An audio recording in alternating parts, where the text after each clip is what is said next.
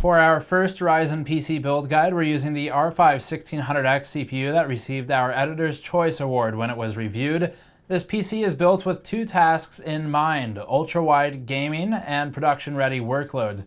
At the same time, we wanted to prove that it's possible to game at 3440 by 1440 without buying the most expensive parts on the market, and given ultra-wide's complement to production work, the R5 series fit the bill. Before getting to that, this video is brought to you by the current bundle on the GTX 1060 and GTX 1080 video cards, where you can get Ghost Recon Wildlands or For Honor at checkout. This comes alongside new MSRPs for the GTX 1080 series cards, now down to $500. You can learn more at the link in the description below. So those were the goals: ultra-wide 1440p with production readiness, but the next set of requirements was under $1,200, and everything had to be pulled from our inventory. So I tasked GN's team member Patrick Lathan with this build.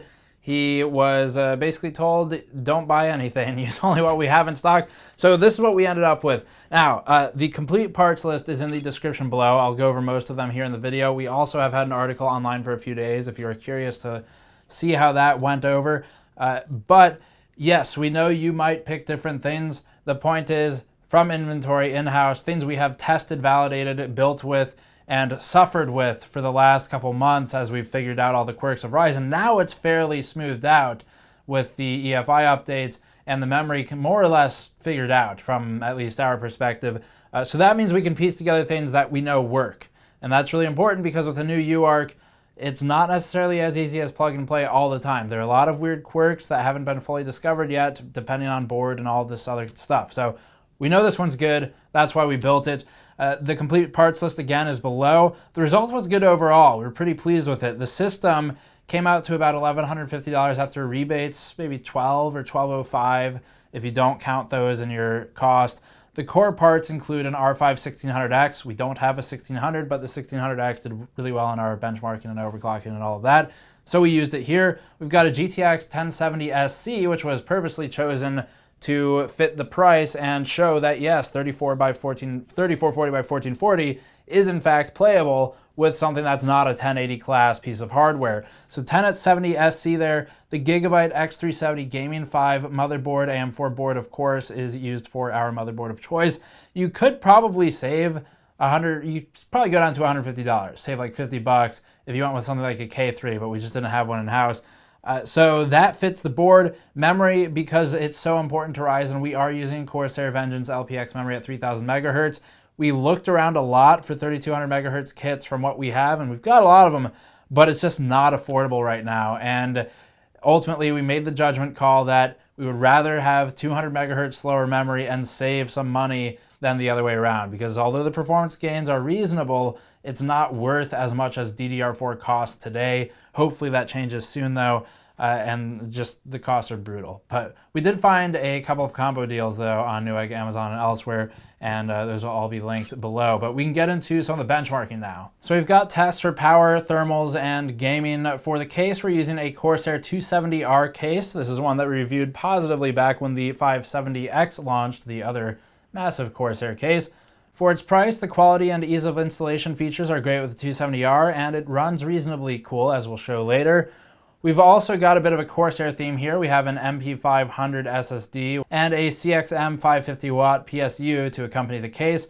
For cooling, we found, as you'll see in testing later, that the stock fan configuration was enough to keep the system reasonably cool. A Thermaltake Contact Silent 12 air cooler at $25 provided an affordable solution for direct CPU cooling.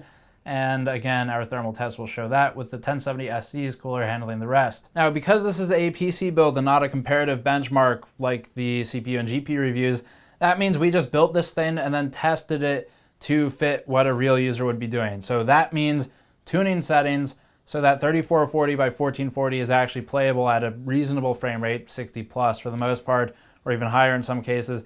And that also means that we can test using different games, different courses, and different approaches than we normally do, just because, again, it's a one-off build.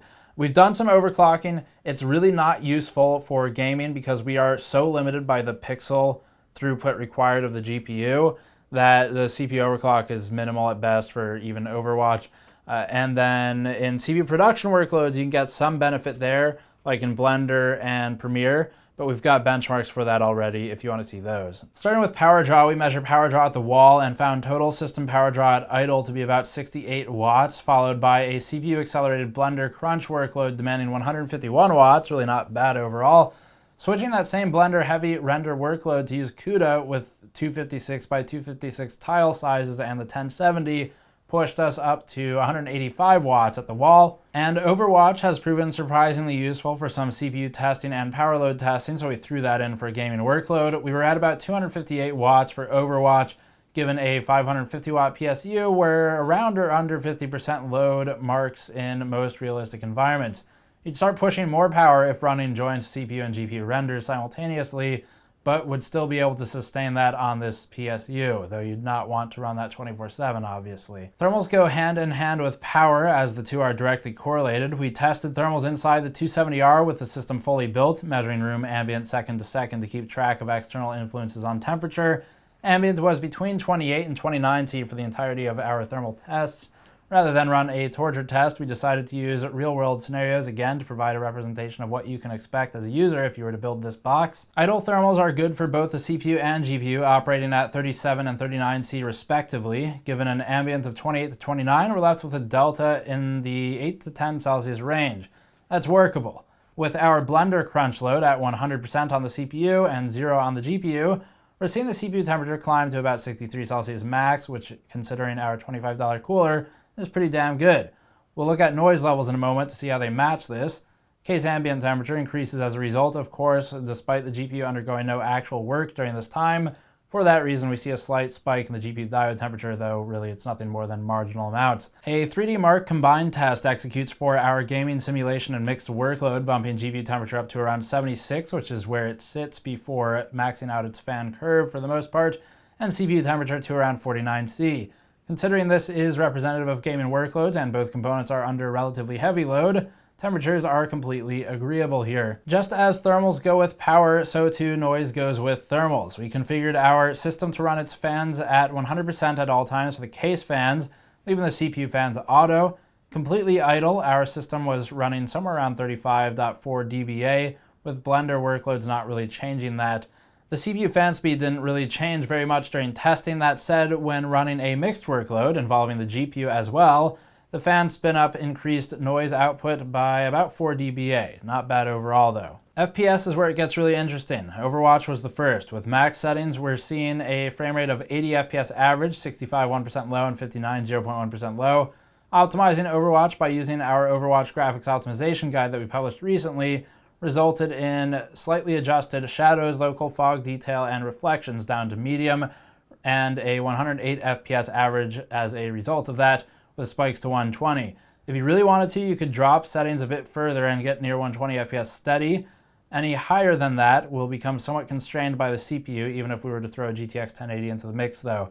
Total War Warhammer output about 60 FPS average on Ultra, or about 80 on High. This was also GPU constrained at 3440 by 1440, so no gains there from overclocking. Battlefield 1 was around 64 FPS with Ultra, or 72 on High in the campaign, but you can expect roughly a 15% drop in multiplayer depending on how many actors are nearby the player. Doom on Ultra got around 85 FPS average, and Dirt Rally represented our racing crowd on ultra-wides with 80 FPS average at Ultra. If you're curious about Blender and Premiere results, we have those in the article linked below. Now, these were also covered very heavily in our R5 reviews. For more analysis on that, you can check our R5 1600X review, where we gave the CPU an Editor's Choice Award. Actually, the first Editor's Choice Award we've given for CPUs this year. So the build overall, we're pretty happy with. It performs well. It does gaming at 3440 by 1440 pretty handily, considering the GTX 1070, which is the biggest choke point for that resolution. And production workloads are definitely viable on this CPU if you do software accelerated stuff. If you do CUDA accelerated stuff, the 1070 is still damn good. With Premiere, if you run CUDA on the 1070, it will outperform the R5 1600X, no problem at all. So that is there as a potential workhorse for things like Premiere or Blender. And then if you are using the CPU, you've got the 1600X. Or of course, if you're doing something like game streaming, which we haven't tested yet, but this should help out in that use case specifically. Things to change. One thing to look out for would be potential memory upgrades. So if you can find a 3200 megahertz kit without a huge increase in price over this one, it's a worthy consideration. Once you start spending $20 or $30, it's pushing price kind of into next CPU territory. So be careful about how much you're spending on memory right now. The motherboard, if you wanted to save 50 bucks, the Gigabyte K3 is worth considering, especially if you're not going to be doing any heavy overclocking and you don't need the extra features on the gaming 5X370 board. But there is a bit of a trade in the VRM department, so keep that in mind. Other than that, the build holds up well. Performance is good. Thermals are really not bad. You could add an extra fan to the top. It's got one in the middle right now, but adding one to the top would increase your airflow through the CPU area and reduce those temperatures. It's really not necessary. It does pretty well without it. So that helps keep the noise levels down as well.